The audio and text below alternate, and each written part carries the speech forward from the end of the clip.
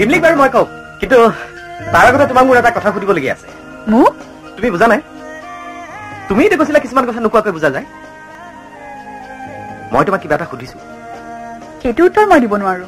তেতিয়াহ'লে মই কি বুলি ভাবি? মই কেনেকে ক'ম? ভাবি তুমি কি হা নাই একো ক'ব নোৱাৰা?